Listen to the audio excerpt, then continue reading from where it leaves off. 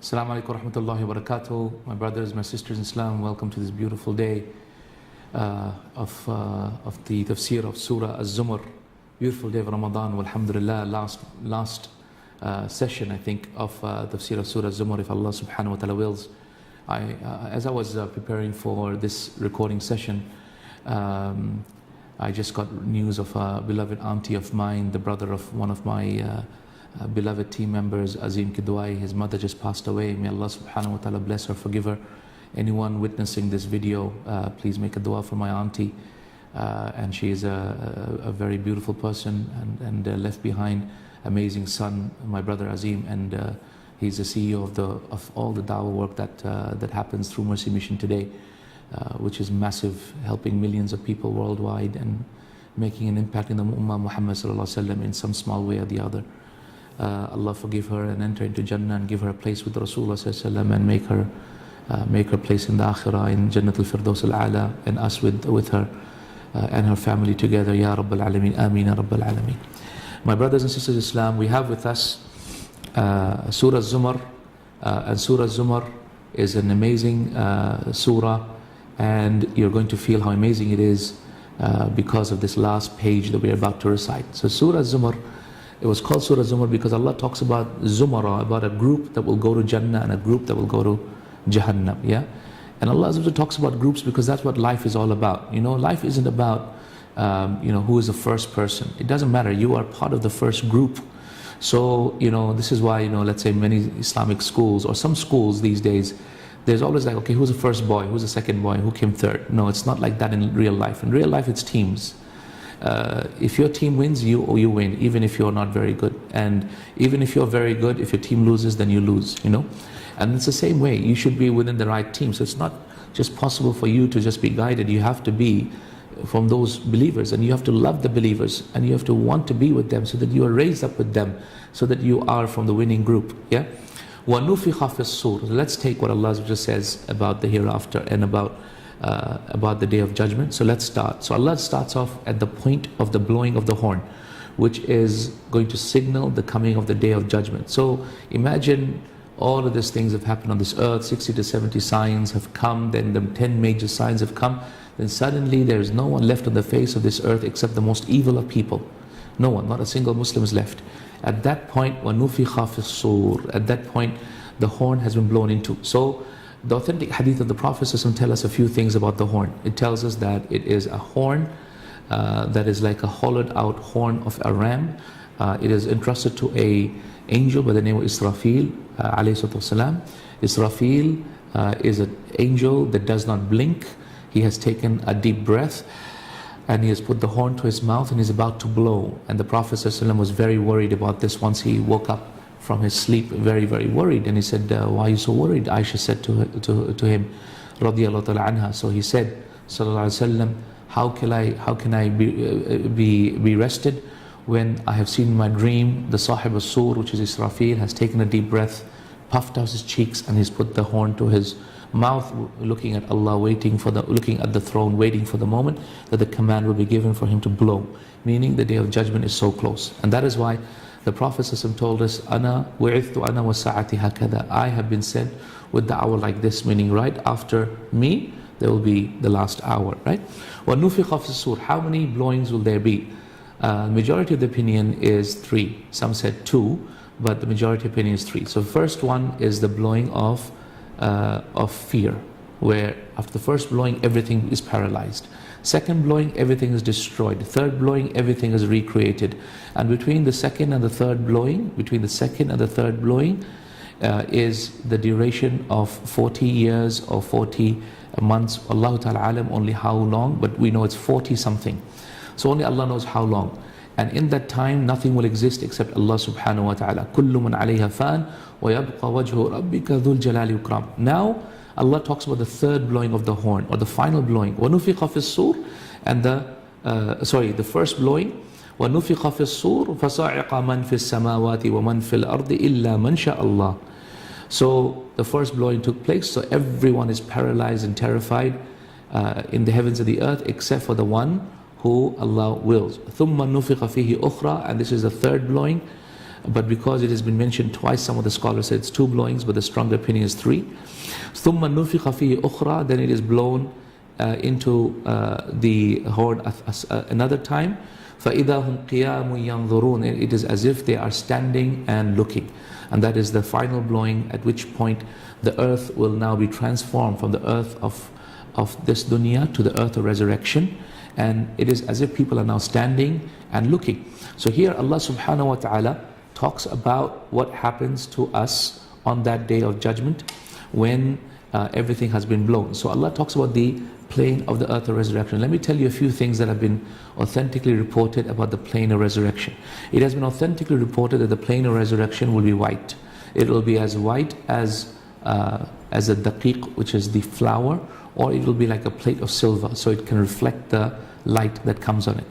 The skies and the heavens will be multicolored, as Ibn Abbas radiallahu ta'ala anhu said, and the sun will be brought close to us, the distance of 1 mile, 1 mil in Arabic, which might mean 1 mile, or which could also mean the distance of a comb, which is a mil in Arabic, which is about 10 centimeters. Only Allah knows how close the sun will be and how hot it will be on that day. On the plains of the day of resurrection, Allah will cause a rain to fall. From the rain, then people will come out of the plane of resurrection just like crops come out. Yeah, so they will come out, hands will come out, they will move the dirt, and then they will all be resurrected in the exact form. فَإِذَا هُمْ قِيَامٌ يَنْظُرُونَ. And وَأَشْرَقَتِ الْأَرْضُ بِنُورِ رَبِّهَا وَوُضِعَ الْكِتَابُ وَجِيءَ بِالنَّبِيِّينَ وَالشُّهَدَاءِ وَقُضِيَ بَيْنَهُمْ بِالْحَقِّ وَهُمْ لَا يُظْلَمُونَ. Now in just one sentence, Allah tells us how it will be. So as we stand up, as you can see, we will all be raised up, we'll be raised up unclothed, so we'll be naked, we'll be uncircumcised, and we'll be barefooted. So يُحْشَرُ النَّاسُ يَوْمَ الْقِيَامَةِ حُفَاةً عُرَاةً غُرْلًا. And this is the authentic hadith of the Prophet ﷺ in Bukhari. So Allah says, وَأَشْرَقَتِ الْأَرْضُ بِنُورِ رَبِّهَا. And the earth has been lit by the light of its Lord, meaning the hijab is removed, and now the nur starts coming from the light of Allah Himself. وَوُضِعَ الْكِتَابِ. And the book has been brought forth. Which book are we talking about? The book of the deeds of human beings. وَجِيءَ بِالنَّبِيِّينَ. And the prophets have been all brought forward because they are the witnessers over everyone else. وَالشُّهَدَاء. And the witnesses. What type of witnesses? So there are 7 types of witnesses that are going to come, that are going to present at our hearing, court hearing on the day of judgment. What are those 7 witnesses? Number 1 is the earth itself upon which we walked. That will be the first witness. The second will be our body, so our skin, our hands, our eyes and hearing, Allahumma musta'an, will all be witnesses. The third witness will be the angels that saw what we did, the angels that wrote the book. The fourth witness is the book of our deeds. This will be brought forth.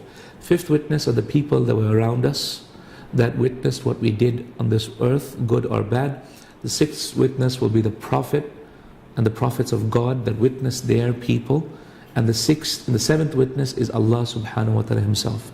There are also other witnesses that will be brought out, and they are all subordinate witnesses that will help. So the good deeds will come as a witness, charity will come as a witness, Quran will come as a witness, and they will all bear witness for the people witnessing for them. And also those people that were wronged, they will witness against a person because of that person having wronged them. So وَوُضِعَ الْكِتَابِ وَجِيءَ بِالنَّبِيِّينَ وَالشُّهَدَاءِ and the shuhada, nabiyyin and shuhada. Here is the greatness of the shuhada or the martyrs, that Allah has put the shuhada right after the nabiyyin, that they have been all brought forward. وَقُضِيَ بَيْنَهُمْ بِالْحَقِّ. And the judgment has been passed between them. وَهُمْ لَا يُظْلَمُونَ. And they will not be wronged. وَوُفِّيَتْ كُلُّ نَفْسٍ مَا عَمِلَتْ. And every single person will be given what they have done, what actions they have done. This is why don't keep your faith in your heart. Keep your faith on your limbs. Wear it on your limbs, meaning act upon the faith that Allah has given you. You are only as good as the act that you have and as the deeds that you do. So increase in the deeds that you do, the dhikr, the recitation of the Quran, the studying of Islam, the helping of the people, random acts of kindness, the helping people on every single good deed that can be done. So do that. وَقُضِيَ بَيْنَهُمْ وَوُفِيَتْ كُلُّ نَفْسٍ بِمَا عَمِلَتْ. And every single person will be rewarded and recompensed based on what they used to do. وَهُوَ أَعْلَمُ بِمَا يَفْعَلُونَ. And He is more aware of what they have done. So the witnesses are brought forth, but Allah is the most aware of what you have done, because He is aware of what's in the hearts. وَسِيقَ الَّذِينَ كَفَرُوا إِلَى جَهَنَّمَ زُمَرًا. Now the first group Allah talks about, the first zumar, the first group Allah talks about are those who have disbelieved. And so Allah uses the word seek. Seek means saqa yasiqu siqan. So what does that mean? Siyaqan, it means that they have been driven. So saqa is to drive. So siqa, meaning they have been driven, it is in the maf'ul from. So wasiqa alladhina kafaru, so they are driven, those who are disbelieved are driven to Jahannam Zumara. And that doesn't mean they're driven in a car. They're driven by having angels sitting on their backs with their whips in their hands, hitting them, and of course the disbelievers are raised up on their faces. So the angels are sitting on their backs as they are raised up on their faces, and as they are then made to walk and crawl as they're on their face. Can you imagine that? وَسِيقَ الَّذِينَ كَفَرُوا إِلَى جَهَنَّمَ زُمَرًا. This is the state of terrible ignorance and ignominy and inability to speak and see or hear, that they will be then beaten and they'll be pushed forward and they'll be driven towards Jahannam. Subhanallah. Ya Rab, Ya Rab, Ya Rab, give us the death of Muslimin. Ya Rab, give us the death of Islam and Muslimin. Do not give us the death of disbelief, Ya Rabbal Alameen. Do not disgrace us on the day of judgment, Ya Allah. Do not disgrace us, Ya Allah. Ya Allah, draw us to Jannah, Ya Rabbal Alameen. Do not disgrace us on that day, Ya Rab. Hatta idha ja'uha, until they come to it. Futihat abwabuha, its doors are open to it. So the Jahannam, the doors are open. And that is why Allah says that Jahannam calls upon every kafarin athim. Jahannam calls out every disbelieving person and every sinful transgressor. And Jahannam is calling out to them, oh so and so, where are you? Oh so and so, where are you? Come to me, enter my Jahannam. Enter me, for verily you are entering the punishment Allah that you have earned with your own hands. Hatta idha ja'uha futihat abwabuha wa qala lahu khazanatuha. And it's khazan meaning the khazanatuha, meaning those who are the guardians of Jahannam, and there are 19 angels. And there are a few things that Allah has told us about these 19 angels, and the hadith and the scholars have told us. Number one is that they are angels who are able to withstand the fire. So they have, mashallah, amazing physical ability to withstand the fire, which is amazing. Number two, they are 19 in number. So we know that they are alayha tis'ata ashar, as Allah says in the Quran. Number three, the head angel is called Malik. The head angel of Jahannam is called Malik. Number four, these angels do not know the meaning of mercy. They have not been taught the meaning of mercy. So they are unmerciful. They do not have mercy. They cannot have mercy. They just don't know what's mercy. I don't understand mercy. So they just punish. They are the worst of the punishment of Allah that Allah has created. The khazanatu Jahannam. وَقَالَ لَهُمْ خَزَنَتُهَا أَلَمْ يَأْتِكُمْ رُسُلٌ مِّنْكُمْ. Did there not come to you a messenger to you, يَتْلُونَ عَلَيْكُمْ, reciting to you آيَاتِ رَبِّكُمْ, the verses of your Lord, وَيُنذِرُونَكُمْ, and warning you لِقَاءَ يَوْمِكُمْ هَذَا, warning you of this meeting of this day. So they will tell you, why are you in Jahannam? Didn't they come to you? Because for them it's logical. If someone came to them, why wouldn't you not listen? They didn't listen. So because they didn't listen, then that is why you're in Jahannam.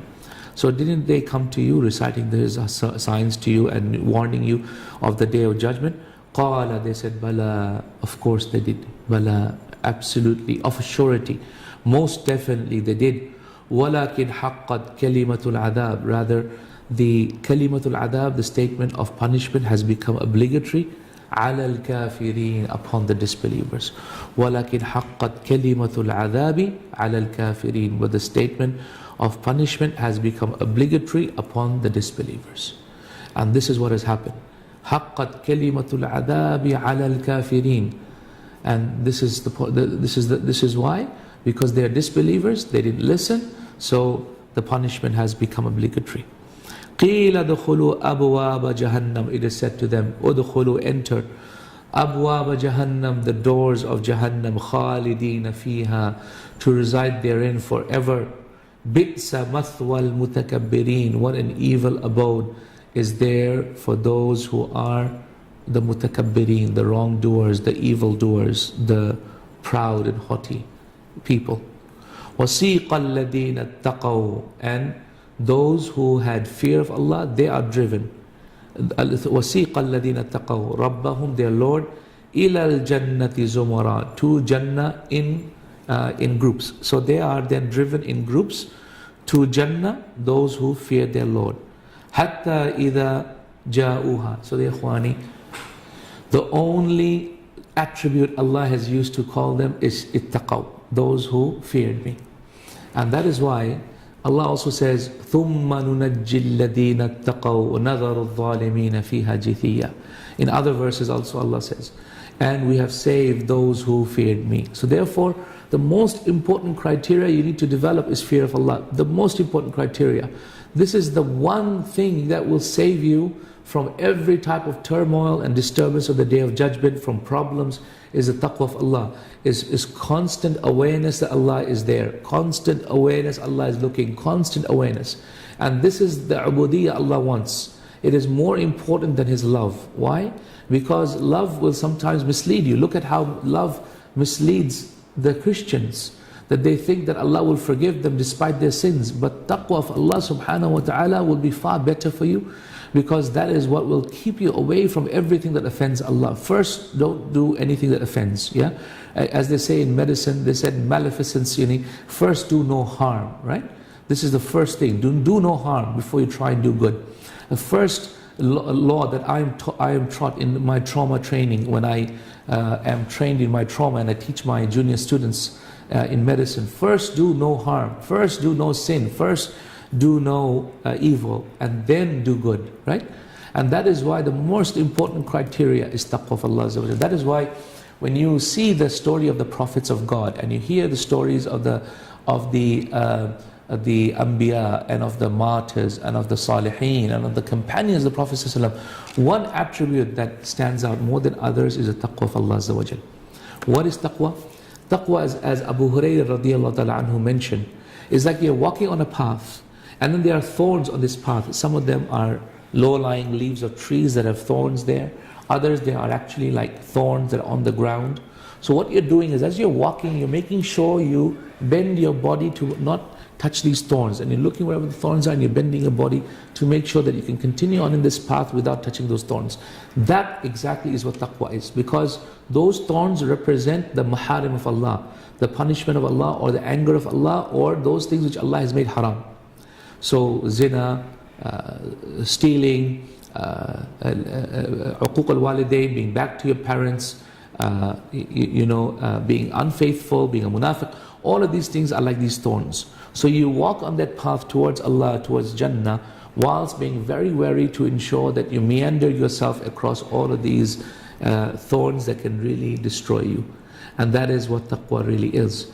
Taqwa has also been explained by Uthman radiallahu ta'ala anhu. He said, a muttaqi is a person who, when he looks at others, he thinks that everyone else is forgiven except himself. That everyone else is forgiven except himself. That is what a muttaqi is, a person of taqwa. Also Al-Bukhari radiallahu ta'ala anhu, he said a person of taqwa is a person who, when he looks at someone who is older than him, then he says, oh, how much more good deeds has he done more than me? And when he looks at someone less than him, meaning younger than him, then he says, oh, how less sins has he done than me? Meaning that he always looks at others and thinks that they are better than him. This is what a muttaqi is. And that is such an amazing state of slavery, such an amazing state of ubudiyyah. May Allah allow me and you to have it. Ya Rab, please bless us with that. Ya Rab, make us of those people who are humble, who when we look at others, we think that we are the ones who are guilty. We are the ones sinful. We are the ones who have yet to be forgiven and others are forgiven. We are the ones who have yet to do good. We are the ones we are the young ones who have so many sins, Ya Rab. Make us of those people, Ya Rabbal Alameen, that are more concerned about our own problems than are concerned about people and their problems. And that is taqwa. وَسِيقَ الَّذِينَ اتَّقَوْا رَبَّهُمْ إِلَى الْجَنَّةِ زُمَرًا. They are driven towards their Lord, Zumara, in groups. حَتَّى إِذَا جَاءُوهَا, until when they come to it. فُتِحَتْ أَبْوَابُهَا. And the first person to have the doors open will be Muhammad sallallahu alaihi wasallam. And the people who will enter Jannah will be in 120 rows. And the first of the rows will be from this ummah. In fact, in the authentic hadith, the Prophet sallallahu alaihi wasallam said, would it make you happy if you are 1/3 of the people of Jannah? The Sahaba said, yes, Ya Rasulullah. And then the Prophet continued and he said, would it make you happy if you are half of the people of Jannah, meaning his ummah? He said, yes, Ya Rasulullah. And then he said, would it make you happy if you are 2/3 of the people of Jannah? Rather, I make dua to Allah that you are the majority of the people of Jannah. Allahu Akbar. So 2/3 of the people who will enter Jannah will be from the ummah of Muhammad sallallahu alaihi wasallam. Alhamdulillah, Ya Rabb. We are from this ummah. Alhamdulillah. This is only the pure blessing of Allah. Wallahi, the pure blessing of Allah. We could not have asked for this. We didn't know when we would be born. We would know which family we would go to. We would know which religion we would come to. We would not know this had Allah not favored us. Allah has favored us. SubhanAllah. We've got to do something for Allah. We've got to thank Allah for giving us this favor. He chose us for this. He chose us for this. He chose us for this. We've got to do something for Him. We've got to give our life to Allah. We've got to give our families to Allah. We've got to sacrifice our wealth for Allah. We've got to leave everything for Allah. He's done so much for us. He has done so much for us and we do nothing for Him. And He gave this to us, this blessing just for us. Where would we be? What punishment would we have? What Jahannam would we be at? But Allah subhanahu wa ta'ala, Allah subhanahu wa ta'ala in His immense mercy. Allah subhanahu wa ta'ala in His immense mercy made us Muslimin, made us Ahlul Sunnah, gave us the knowledge of the Quran, and then tells us that He loves us, and then He tells us He'll give us Jannah for what? Ya Rabb, You did it for us.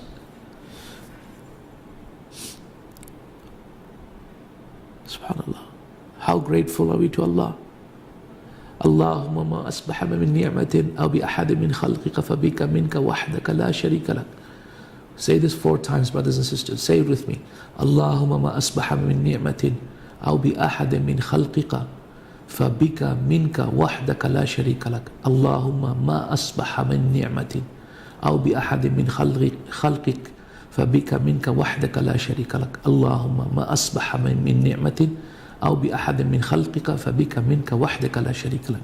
The Prophet said, whoever says this 4 times in the morning, then he has given the shukr of that day. And whoever says it in the evening 4 times, then he has given the shukr of that evening. So this is, the meaning of it is, O Allah, whatever ni'mah, blessings that I have achieved or I have received, or that anyone on this earth has received, then, or anyone in the heavens and the earth has received, any creation has received, fabika, then it is from you, minka, it is from you, it is by you, minka wahdak, from you alone, la sharika lak, there is no partners associate with you. Alhamdulillah. And this is how you make shukr to Allah, with your dhikr, with your sacrifice, with your ibadah, with your sadaqah, for the sake of Allah subhanahu wa ta'ala. وَسِيقَ الَّذِينَ اتَّقَوْا رَبَّهُمْ إِلَى الْجَنَّةِ زُمَرًا حَتَّى إِذَا جَاءُوهَا وَفُتِحَتْ أَبْوَابُهَا. And its doors, 8 doors Jannah has, right? The middle door is the door of Bir al-Walidain, middle gate. That's why aim for the middle. That's why be good to your parents. And that's just like my brother Azim was good to his mom. May Allah Azza wa Jal make me good to my mom, and may Allah Azza wa Jal make you also good to your parents. Alhamdulillah. And it's very easy to do so. Every day call them. Every day find out what they want. Every day do something they like. Be good to their friends, so that the friends go back and say, your son is amazing. They feel good about it. And be good to their parents, and be good to their families.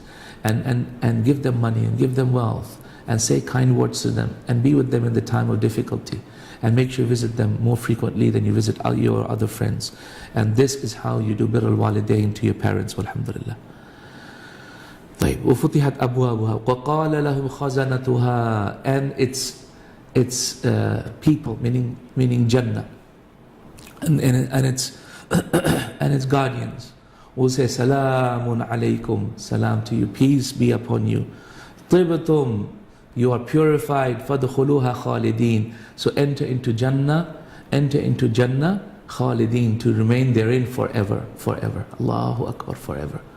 And طِبْتُمْ meaning that you'll be purified. How will you be purified? You'll be purified from the rivers or from the springs that are on the gates of Jannah. It will come down, shower upon you, and all of the difficulty, turmoil, hardship, all of the sins, all of that will be removed. You will suddenly be raised up to the size of Adam ﷺ, 70 feet tall, 6 feet wide, and in the image of Yusuf ﷺ, and then you'll be asked to enter into Jannah, طِبْتُمْ خَالِدِينَ, to remain therein forever. وَقَالُوا, and they said, meaning the people entering Jannah, Alhamdulillah, الَّذِي صَدَقَنَا وَعْدَهُ, praise be to Allah who has fulfilled His promise to us. وَأَوْرَثَنَا الْأَرْضَ, and He gave us inheritance. You see, this dunya, Allah didn't call it inheritance. Even though it's inheritance and irath and mirath and we own it, it's not really. If it was, then we would have taken it with us in our grave, in our journey, but we can't. So it's not the real inheritance. The real inheritance is Jannah. When you are given a place in Jannah, it's yours. It's yours because it's forever. And that's why it's like, it's more precious than this dunya. One handspan of this dunya, of Jannah, is better than all of the dunya and what is in it. In the authentic hadith, the Prophet said, one khimar of the women, khimar is the overhead covering of the women of Jannah, is better than the dunya and what is in it. In another authentic hadith, the Prophet said, if one fruit from Jannah came to this dunya, all of the people of this dunya could eat from it until the day of judgment. Can you imagine? Subhanallah. How beautiful, amazing is Jannah, subhanallah. Just that bit of Jannah, subhanallah. وَقَالُوا الْحَمْدُ لِلَّهِ الَّذِي صَدَقَنَا وَعْدَهُ, who fulfilled His promise to us. وَأَوْرَثَنَا الْأَرْضَ, and He gave us the inheritance of this land of Jannah. نَتَبَوَّأُ مِنَ الْجَنَّةِ حَيْثُ نَشَاءُ, we move in Jannah wherever we wish. How? Because the burraq, a beautiful steed that can fly, will be there, and those who are the martyrs will be given wings, as Ja'far bin Abi Talib, as we know, will be given wings in Jannah. And we also know that the martyrs will be and their souls will be in the hearts of green birds, moving around in Jannah as they wish. نَتَبَوَّأُ مِنَ الْجَنَّةِ حَيْثُ نَشَاءُ, moving around in Jannah wherever we wish. فَنِعْمَ أَجْرُ الْعَامِلِينَ, so what a beautiful reward is there for those who act for the sake of Allah, those who work for the sake of Allah. So work hard. Ya akhwati, figure out which deed Allah made it easy for you. Is it da'wah? Is it sadaqah? Is it salah? Is it siyam? Is it hajj? I know of one uncle, I call them uncle because they're family friends. Allah let him do hajj 70 times. Ya salam, 70 times. And you know some of the hajj tour operators, they've been doing hajj 30, 40, 50 years. I know my brother Ismail Davids, my brother from Australia, and what has he done hajj 40, 50 times? Ya salam. Ya salam, ya salam, ya salam. Some ibadat, Allah makes it easy for you. Yeah? Others, Allah makes it hard for you. Figure out which ibadah Allah has made it easy for you. Enter Jannah through that gate. Enter Jannah through that gate. I know for me, Allah has made it easy for me to teach. And that's barakah, because then if I teach people, then they will also, their deeds will be in my book, inshallah. So I'm going to excel in this. I made a promise to Allah, I'm going to excel in this. I'm going to do more da'wah. I'm going to study more. I'm going to teach more. I'm going to preach more. I'm going to inform more so that people can learn from me. Because that is my ibadah that Allah has made easy for me. I know for me, fasting is hard. So I will do as much fasting as I can. But I will excel in my topic of da'wah, in my topic of teaching, because that is the ibadah Allah has made for me. Which ibadah has Allah made easy for you? Every person has been created with a purpose. So figure out what purpose Allah created you for. The Prophet ﷺ said in the authentic hadith in Bukhari, Kullun muyassarun lima khuliqa lah. Every single person is helped for the purpose that they were created. So what purpose were you created for? Work for that purpose. وَقَالُوا الْحَمْدُ لِلَّهِ الَّذِي صَدَقَنَا وَعْدَهُ وَأَوْرَثَنَا الْأَرْضَ نَتَبَوَّأُ مِنَ الْجَنَّةِ حَيْثُ نَشَاءُ فَنِعْمَ أَجْرُ الْعَامِلِينَ. What a beautiful reward is for those who work for the sake of Allah. And then, final verse, Alhamdulillah, in Surah Az-Zumar. وَتَرَى الْمَلَائِكَ. And you see the angels. حَافِينَ مِنْ حَوْلِ الْعَرْشِ. You look up and you see the angels surrounding the Arsh of Ar-Rahman. Hafeen, yeah, all surrounding the Arsh of Allah, making dua to Allah, praising Allah. يُسَبِّحُونَ بِحَمْدِ رَبِّهِمْ, praising Allah and making tasbih of their Lord. وَقُضِيَ بَيْنَهُمْ بِالْحَقِّ. And the judgment has been passed between them in truth. وَقِيلَ. And then it is said, الْحَمْدُ لِلَّهِ رَبِّ الْعَالَمِينَ. Praise be to Allah, the Lord of the worlds. Ya salam. Only Allah could have said these words. Only Allah Rabbana could have said these words, wallahi. This is Surah Az-Zumar. We praise Allah subhanahu wa ta'ala for bringing us to the end of Surah Az-Zumar. My brothers and sisters, memorize this beautiful surah, fall in love with it, and ask Allah Azza wa Jalla to save you from the benefit, save you by learning this and implementing it, inshallah ta'ala. Inshallah, tomorrow we will start with Surah Al-Maryam, inshallah. And Surah Al-Maryam is amazing stories, the prophets of God. Lots of lessons for us, inshallah. And amazing, powerful end. I love Surah Maryam. May Allah subhanahu wa ta'ala save us and you through the love of this beautiful Quran. May Allah bless us and thank us. And may Allah subhanahu wa ta'ala mention us with those that are with Him, with the prophets of God and with the angels, because of what we are learning from His book. Allah subhanahu wa ta'ala accept it for His sake, not make it for anyone else, not for any other God, Ya Rabbal Alameen, for you only. And may Allah subhanahu wa ta'ala on this day free our necks from Jahannam. On every day of Ramadan, there are people that He frees from Jahannam. Ya Allah, free our necks from Jahannam, Ya Rabbal Alameen. And make us from the inhabitants of Al-Firdaus Al-A'la with our Prophet sallallahu alaihi wasallam. Until tomorrow, inshallah, assalamu alaikum wa rahmatullahi wa barakatuh.